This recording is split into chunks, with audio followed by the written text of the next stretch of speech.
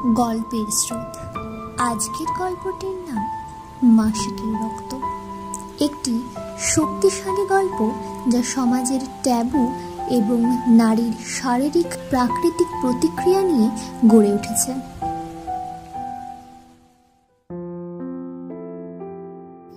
শুভ্রা এবং অনিকেত তাদের ফুলশয্যার রাতে একসাথে বসে আছে। নতুন জীবনের প্রথম রাত। শুভ্রা তার মুখের ঘুমটা টেনে রেখেছে, আর অনিকেত অধীর আগ্রহে তার মুখ দেখতে চায়। শুভ্রার হাত পা ঠান্ডা হয়ে আসছে ভয়ে। সে জানে এই রাত মিলনের আকাঙ্ক্ষায় পূর্ণ, তবে সে সতীচ্ছেদের চিন্তায় আতঙ্কিত। অনিকেত আস্তে আস্তে শুভ্রার হাতটা ধরে। তোমার হাতটা তো বরফের চেয়েও ঠান্ডা। শুভ্রা, তুমি কি খুব নার্ভাস? শুভ্রা কাচুমাচু চোখে তাকায় অনিকেতের দিকে। হ্যাঁ, না, আমি কিছুটা ভয় পাচ্ছি। অনিকেত স্নেহ ভরে হাসে। ভয় পাওয়ার কিছু নেই শুভ্রা, আমি সব সময় তোমার পাশে আছি। আমরা একসাথে সব কিছু পার করব। তুমি কি সত্যি ভেবেছ? মানে আমি সবকিছু ঠিক করতে পারবো তো? অনিকেত, আমাদের জন্য এই রাতটা বিশেষ, তবে আমরা ধীরে ধীরে এগোবো। আমরা একে অপরকে ভালোবাসি এবং এই ভালোবাসাই আমাদেরকে পথ দেখাবে। শুভ্রার চোখে পানি জমে, কিন্তু সে মৃদু হাসে। তুমি আমার সব ভয় দূর করে দিয়েছ অনিকেত। আমি তোমার উপর পূর্ণ বিশ্বাস রাখতে চাই। অনিকেত একটু একটু করে শুভ্রার কাছে এগিয়ে যায়, তার মুখের ঘুমটা আস্তে আস্তে সরিয়ে দেয়। শুভ্রার মুখে লজ্জা মিশ্রিত হাসি এবং তার চোখে ভালোবাসার আলো ঝলমল করছে। অনিকেত তার মুখের দিকে তাকিয়ে মুগ্ধ হয়ে যায়। অনিকেত, তুমি খুব সুন্দর শুভ্রা।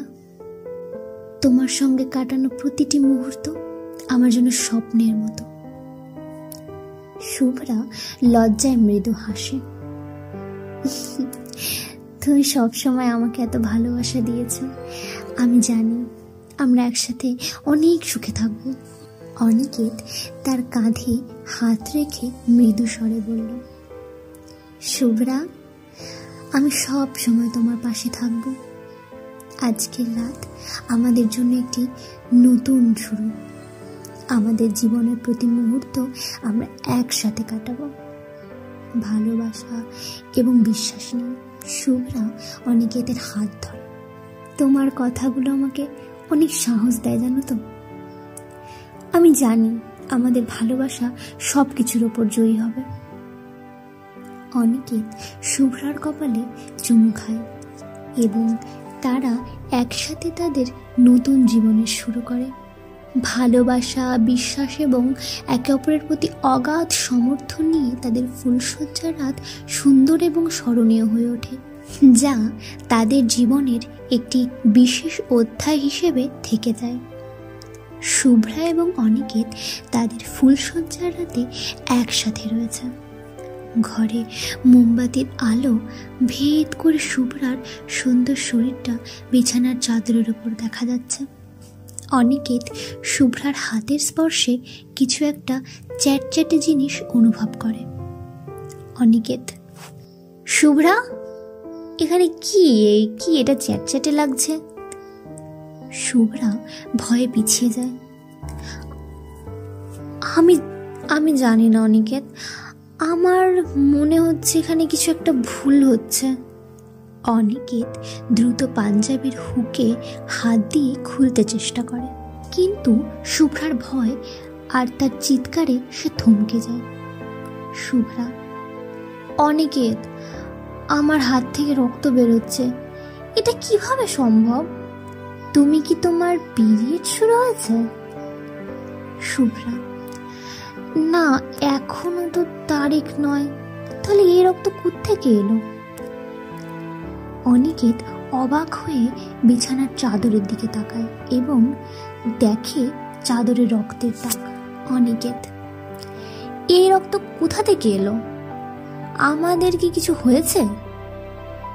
শুভ্রা, আমি জানি না অনিকেত, আমার খুব ভয় লাগছে। অনিকেত, ওফ শুভ্রা, শান্ত হও তুমি, দাঁড়াও আমি আলোর ব্যবস্থা করছি। অনিকেত মোমবাতি নিয়ে আসে এবং ঘরটা একটু আলোকিত হয়। তারা ভালো করে চাদর পরীক্ষা করে এবং দেখে শুভ্রার বাঁ হাতে রক্ত লেগে আছে। অনিকেত, শুভ্রা, তোমার হাতে কোথাও কাটলো কি? শুভ্রা, না, আমার হাতে তো কোনো কাটা নেই, তাহলে এই রক্ত কোত্থেকে এলো? তারা আরো ভালো করে দেখার চেষ্টা করে এবং দেখে বিছানার এক কোণায় ছোট কাচের টুকরো পড়ে আছে। সে কাচের টুকরোই কেটে গেছে শুভ্রার হাত। শুভ্রা, এই দেখো, এইখানে একটা কাচের টুকরো আছে, মনে হচ্ছে সেটা দিয়ে তোমার হাত কেটে গেছে গো। শুভ্রা, ও তাই তো, আমি এতটাই নার্ভাস ছিলাম যে খেয়ালই করিনি।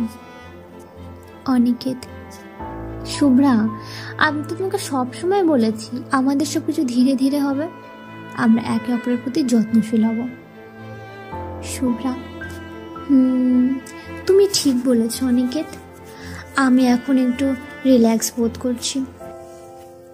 অনিকেত তার হাত থেকে রক্ত মুছে দেয় এবং তাকে শান্ত করে।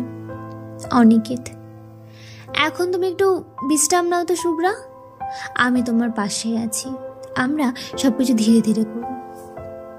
শুভ্রা অনিকেতের দিকে মৃদু হাসে এবং তাকে জড়িয়ে ধরে।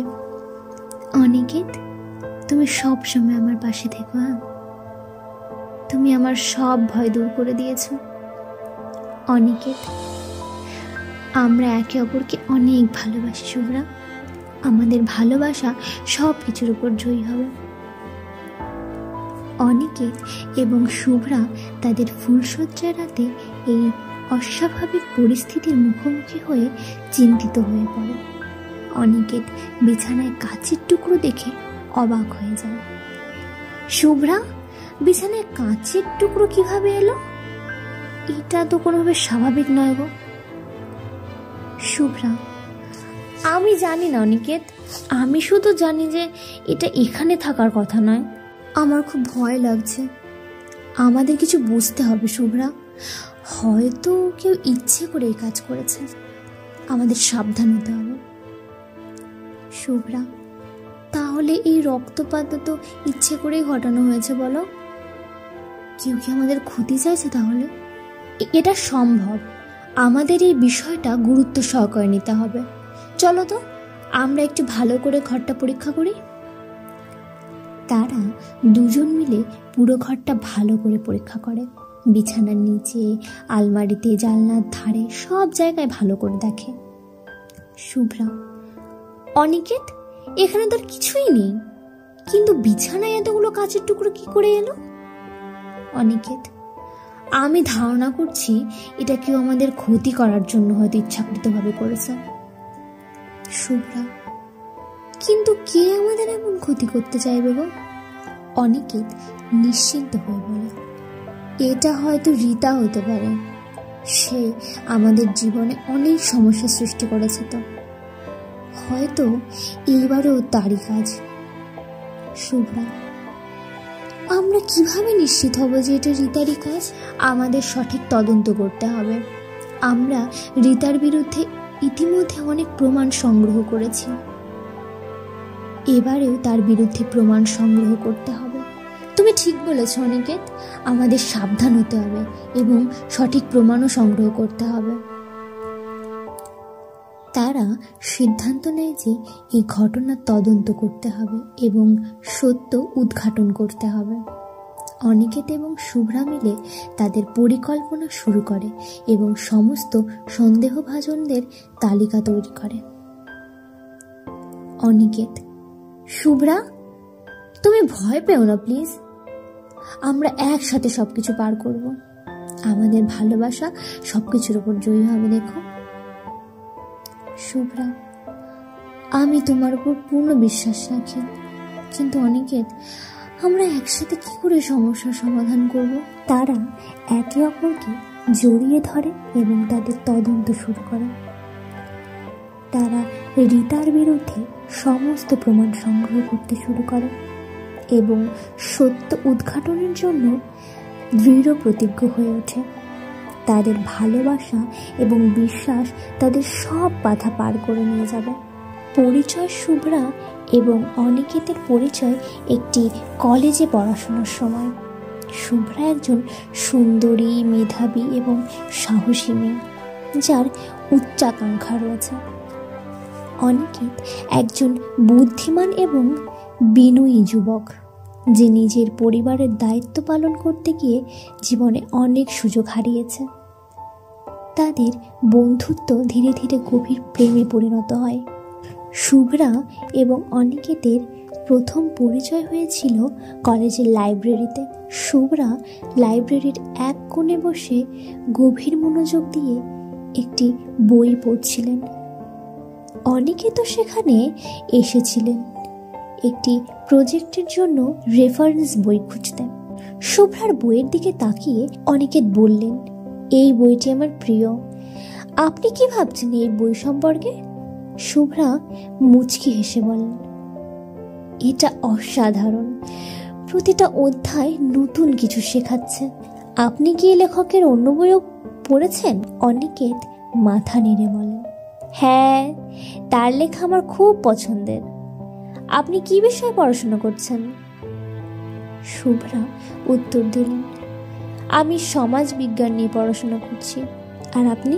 আমি অর্থনীতি নিয়ে পড়াশোনা করছি, তবে বই পড়া আমার প্রিয় শখ। তাদের কথোপকথন এখান থেকে শুরু হলো। ধীরে ধীরে তারা একে অপরের শখ, পছন্দ, অপছন্দ সম্পর্কে জানতে পারল।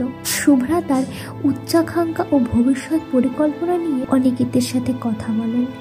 অনিকেত বলেন, তোমার লক্ষ্যগুলো অসাধারণ। আমি নিশ্চিত তুমি সাফল্য পাবে।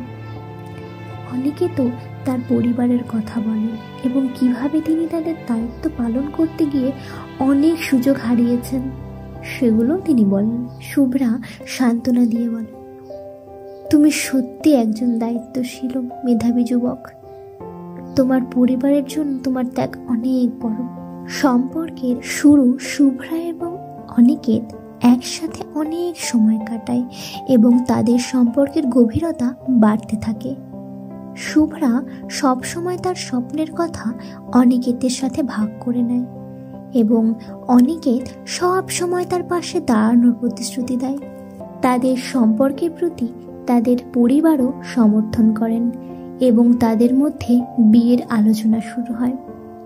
শুভ্রা এবং অনিকেতের সম্পর্ক গভীর হতে থাকে এবং তারা একসাথে অনেক সময় কাটায়। একদিন কলেজের ছুটির পরে তারা কাছের একটি পার্কে বসে কথা বলছিল। শুভ্রা, অনিকেত, তুমি জানো, আমি সবসময় স্বপ্ন দেখি সমাজের কিছু পরিবর্তন আনার। আমি চাই সমাজের প্রতিটি মেয়ে তাদের অধিকার নিয়ে সচেতন হোক এবং সাহসী হয়ে উঠুক। তোমার স্বপ্নগুলো সত্যি অসাধারণ গো শুভ্রা। আমি জানি তুমি একদিন নিশ্চয়ই তোমার লক্ষ্যে পৌঁছাবে। আর আমি সবসময় তোমার পাশে থাকবো, তোমার প্রতিটি পদক্ষেপে। শুভ্রা মুচকি হেসে বলল, তুমি সবসময় আমাকে এত সমর্থন করো। আমি সত্যি ভাগ্যবতী। তুমি আমার জন্য যে কতটা গুরুত্বপূর্ণ তা তুমি জানো না। তোমার স্বপ্নগুলো আমারও স্বপ্ন হয়ে গেছে। কিছুদিন পরে শুভ্রা ও অনিকেতের পরিবার একসাথে দেখা করার পরিকল্পনা করেন। একটি সন্ধ্যায় তারা সবাই একসাথে ডিনার করতে বসে। শুভ্রার মা, শুভ্রা ও অনিকেতের সম্পর্কের মধ্যে আমরা সত্যিই অনেক খুশি। তাদের একসাথে দেখে মনে হয় তারা একে অপরের জন্যই যেন তৈরি। অনিকেতের বাবা, আমরা ওদের সম্পর্কে সমর্থন করেছি এবং চাই তারা সুখী হোক। শুভ্রার বাবা। আমরা ওদের বিয়ের কথা ভাবছি। দুই পরিবারের যদি সম্মতি হয় তাহলে ওদের বিয়ে খুব খুশি খুশিই হবে। অনিকেতের মা: অবশ্যই, আমরা সবাই একসাথে আয়োজনটা করব। হ্যাঁ। শুভ্রা ও অনিকেত একে অপরের দিকে তাকিয়ে মুচকি হাসে। তারা জানতো তাদের ভালোবাসা ও পরিবারের সমর্থন তাদের জীবনের প্রতিটি কঠিন সময় পার হতে সাহায্য করবে। শুভ্রা: অনিকেত, আমাদের স্বপ্নগুলো একসাথে পূরণ হবে। অনিকেত: অবশ্যই শুভ্রা, আমরা একসাথে সবকিছু পার করব। প্রথম ধাক্কা বিয়ের আগে একটি বিপর্যয় ঘটে। শুভ্রা একদিন অনিকেতের মোবাইল ফোনে একটি মেসেজ দেখে যা তার মন খারাপ করে দেয়। মেসেজটি একটি অজানা নাম্বার থেকে আসে। তাতে অনিকেতের প্রাক্তন প্রেমিকার কথা উল্লেখ ছিল। শুভ্রা অনিকেতকে বিশ্বাস করতে চায়, কিন্তু তার মনে সন্দেহের বীজ রোপিত হয়। শুভ্রা এবং অনিকেত বিয়ের প্রস্তুতিতে ব্যস্ত ছিল। সব কিছু ভালোভাবেই চলছিল, কিন্তু একদিন শুভ্রার চোখে পড়ে একটি মেসেজ যা তার শান্তি নষ্ট করে দেয়। অনিকেত, তোমার মোবাইলে এই মেসেজটা দেখলাম, কে পাঠিয়েছে গো এটা? অনিকেত: কোন মেসেজ, কই দেখাও তো। শুভ্রা মেসেজটা অনিকেতকে দেখায়। মেসেজটি একটি অজানা নাম্বার থেকে পাঠানো। তাতে লেখা ছিল, তুমি কি এখনো আমাকে মনে করো? আমাদের স্মৃতিগুলো ভুলে গেছো?